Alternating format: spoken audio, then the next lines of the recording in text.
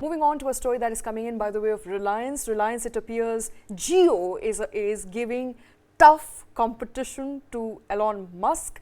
As far as Starlink is concerned, it's offering high-speed internet. It was introduced on the sidelines of India Mobile Congress. That's right. In fact, the announcement came on Friday.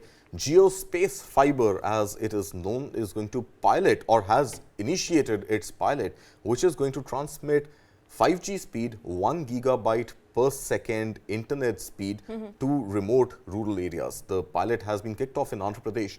But what we understand is that it is going to be a service which will be device and technology agnostic. Okay. It means even if you have a 2G phone, you have a 3G phone, a 4G phone, a 5G phone, or just a phone that receives Wi-Fi, does not have cellular like many tablets do, you will be able to receive a speed of about 1 gigabyte per second. Okay. Now, this of course comes at a time when of course Starlink has also not minced its words and said that it wants to make an entry into India. This came out in the month of July, August this year, and we don't know when, if there is a roadmap, when that really happens. But I think what is also important to understand is that Jio is actually asking the government to use the funds under its obligation, service obligation. There's a term called USO, Universal Service Obligation, in which the government of India has funds in excess of 75,000 crore rupees. So what Jio wants to sort of do is that it's telling the government that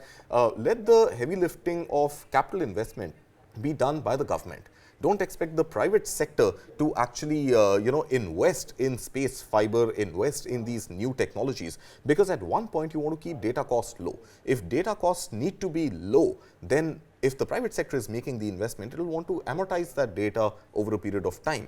That makes this whole concept of affordable, accessible data, oxymoronic, redundant. So the fact is that Jio is asking the government that in addition to the auction of spectrum for use of satellite-driven internet, use the USO funds of 75,000 crore rupees and waive off the 5% that that telcos pay to the government as part of the government's own subsidy on telecom, because it is part of the government's vision as well to keep data costs low.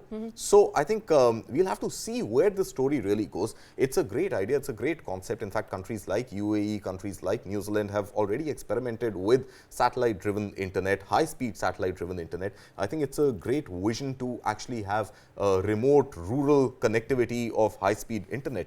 But Jio is very keen that the government offers some sort of a subsidy so that the capital investment goes from the USO fund and not really from the private sector, because if the private sector makes that investment, data cost will take a beating.